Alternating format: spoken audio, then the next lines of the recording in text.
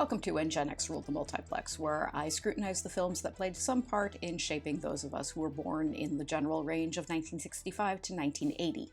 Of the films I've looked at thus far, 1986's Labyrinth is the first one that's more of a film for kids than for teens or young adults, but it's a film that was influential in the development of many of us Gen X babies. Labyrinth was directed by Muppet maven Jim Henson and executive produced by George Lucas. It was written by Monty Python's Terry Jones from a story idea by Jim Henson and Fraggle Rock composer Dennis Lee. Labyrinth is one of many kid or teen-geared fantasy films that came out in the 80s, a group that includes Legend, Willow, The Neverending Story, Return to Oz, and Jim Henson's earlier foray into fantasy, 1982's The Dark Crystal. Some of those films are pretty good, but Labyrinth is at the top, and that's because it's the one that stars David Bowie as a Goblin King, which is one of those bits of casting that's so brilliant that you just have to sit back and marvel at it. David Bowie's Underground plays over the opening credits. Bowie contributed 5 songs to the Labyrinth soundtrack.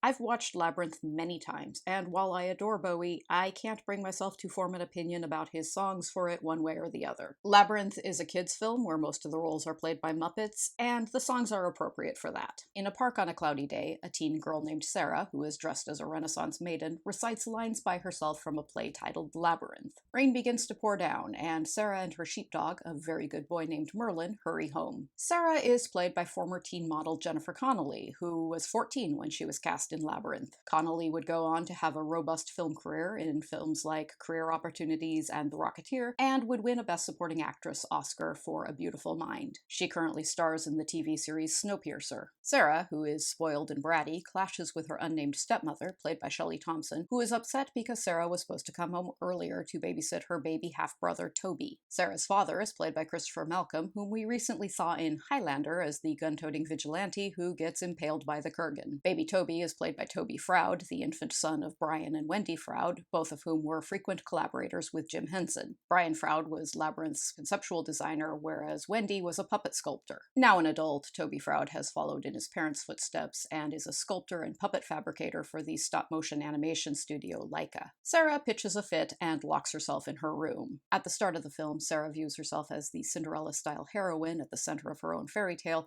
though it's clear she's just being a brat. Her stepmother doesn't seem at all wicked, though she's concerned that Sarah doesn't seem to have normal teenager interests like hanging out with friends or going out on dates. Sarah's bedroom is overflowing with toys and dolls and stuffed animals. As well as being spoiled, Sarah is immature for her age. There are a few important things to point out about Sarah's bedroom. The most logical interpretation of Labyrinth is that all the fantastical adventures in it take place in Sarah's imagination, and her bedroom decor supports that theory. Her stuffed animals and dolls all bear striking similarities to the creatures she'll meet throughout the film, and at one key moment she'll find herself trapped in a room that strongly resembles the poster of an Escher print on her bedroom wall. Sarah also has a collection of classic children's fantasy books, including The Wizard of Oz and Grimm's Fairy Tales, and Maurice Sendak's Where the Wild Things Are. Labyrinth is strongly influenced by Sendak's writing and illustrations, particularly his 1981 children's book, Outside Over There, to such an extent that the production was threatened with legal action by Sendak's lawyers. As a result, there's a note in the end credits in which Jim Henson acknowledges his debt to Sendak's works. Here's another interesting thing about Sarah's room. Sarah's mother, as opposed to her stepmother, is never mentioned in the film, but Sarah keeps a scrapbook filled with photos of a dark-haired woman who is almost certainly her mother, who appears to be a famous Broadway actress. We see from the scrapbook and from a photo taped to Sarah's mirror that her mother is or was in a well-publicized relationship with David Bowie,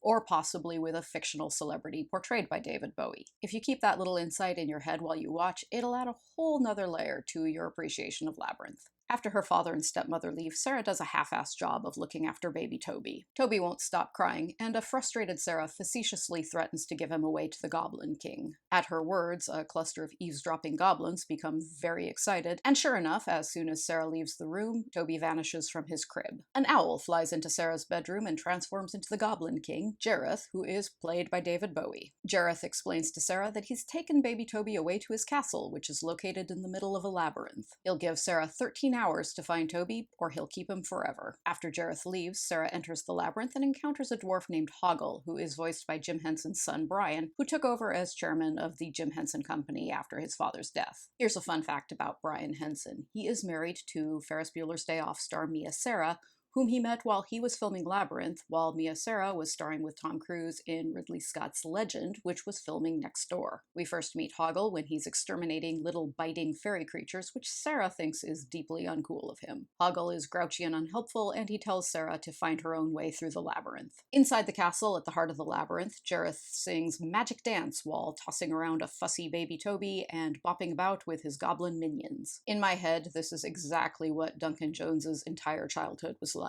Sara encounters numerous strange creatures in the labyrinth, like this pair of two-headed door guards who force her to solve logic puzzles. Sara solves their puzzle correctly, but winds up falling down a long hole where she's groped by multiple pairs of disembodied hands. The hands deposit her inside an oubliette, an underground prison only accessible via a hole at the top. She's reunited with Hoggle, who has been secretly sent by Jareth to lead her astray. Hoggle is still cranky and unhelpful, but Sara bribes him with a sparkly bracelet, and he shows her the way out of the oubliette. After passing through a gauntlet of stone faces who utter ominous warnings, Sara and Hoggle run into Jareth, who is annoyed that Hoggle appears to be helping Sara. Sara and Hoggle flee through the tunnel from a knife-tipped bulldozer. They climb up to the surface and find themselves near the start of the maze. After she's abandoned by Hoggle yet again, Sara comes across some small armored creatures tormenting a giant furry beast. Sara rescues the beast, whose name is Ludo. Jareth gives Hoggle a poisoned peach to give to Sara. Sara has become something close to a friend to Hoggle, but he's terrified of Jareth's wrath, so he reluctantly agrees to give it to her. Jareth taunts him about his feelings for Sara, and promises him that if Sara ever returns his affections, i.e. if Sara ever kisses Hoggle, Jareth will banish him to the Bog of Eternal Stench. At some point, we're going to have to talk about David Bowie's pants. As Jareth, Bowie wears a series of magnificent and extravagant outfits, which he often pairs with high-waisted tight pants in pale gray or cream. As anyone who has ever watched ballet knows, if you stick a guy in pale-colored tights, it's going to leave very little to the imagination, and thus it's hard to watch Labyrinth without getting an eye full of Bowie. That's not an accident. It's not like Jim Henson directed and filmed Bowie and edited the film together without ever noticing that his male lead's bulge is on display for great swaths of the film. As we'll see as we go along, Labyrinth is about Sara's discovery of the adult world, and that very much includes her discovery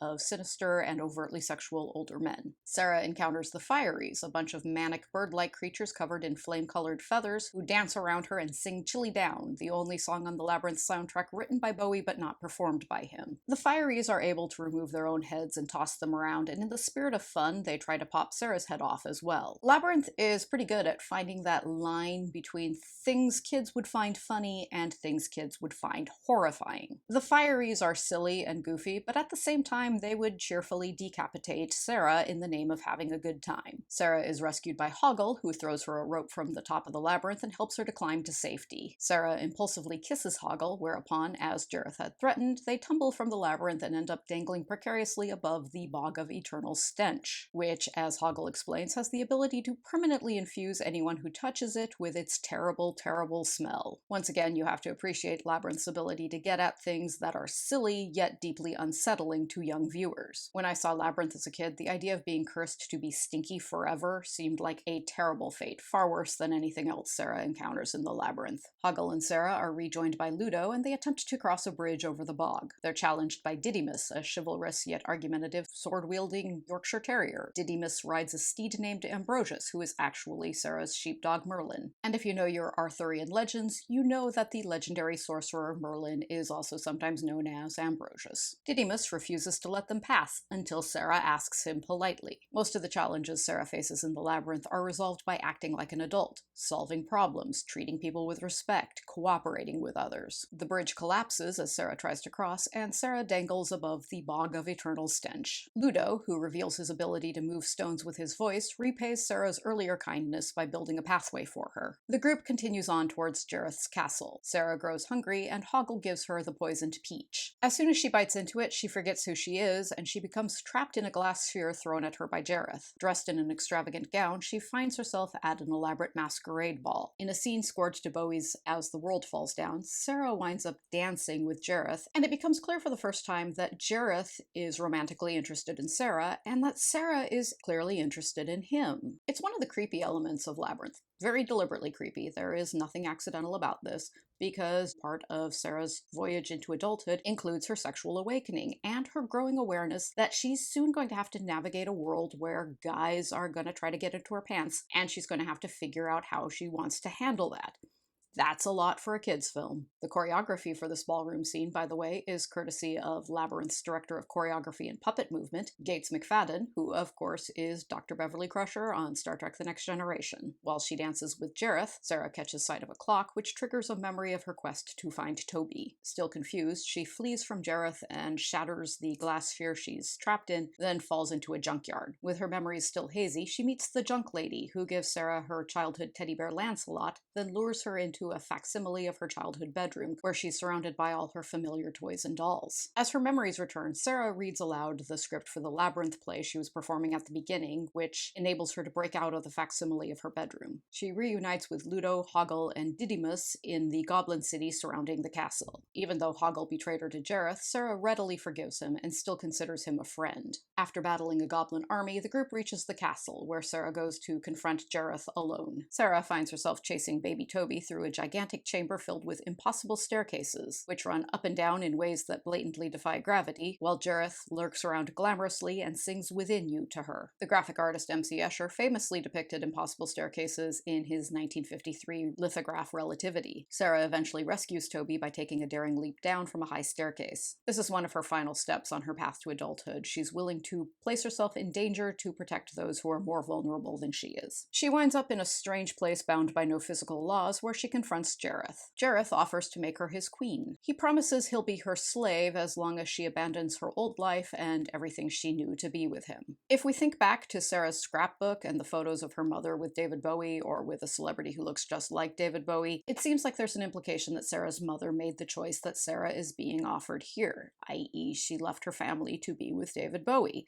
And Sarah is subconsciously recreating that decision as part of her process of growing up. Sarah turns down Jareth's offer by reciting lines from the Labyrinth play and telling him, "You have no power over me." And she finds herself back in her home with Toby safe in his crib. She gives her teddy bear to Toby because she no longer needs her childhood toys, and she hides the photo of her mother with Bowie in a drawer because she no longer needs to live vicariously through her famous mother. She spots her friends from the Labyrinth in her mirror. Even though she's grown up considerably, she still invites them into her room for an impromptu party. Jareth, in his form as an owl, watches her through her bedroom window before flying off. Labyrinth was a box office bomb, making back only $12.7 million domestically off of a budget that was roughly twice that, and by and large, critics weren't all that impressed by it. Jim Henson was apparently so disappointed by the reception of Labyrinth that he never directed another film. Labyrinth has become much more well-regarded by critics and audiences. In retrospect, it's now regarded as an influential 80s classic. Labyrinth is darker than the traditional Muppet fare viewers had come to expect from Jim Henson, like The Muppet Show, The Muppet Movie, The Great Muppet Caper, The Muppets Take Manhattan, and Fraggle Rock. It's close in spirit to Henson's 1982 fantasy The Dark Crystal, but it also adds sex into the mix, which left audiences kind of wondering who exactly this movie was for. I think that question kind of misses the point. I know I've gone to some trouble to point out David Bowie's junk and to talk about fully adult Jareth's attempted seduction of teenage Sarah, but there's nothing in Labyrinth that's inappropriate for kids. For viewers who are too young to be aware of such things, the subtext of Labyrinth will go completely over their heads.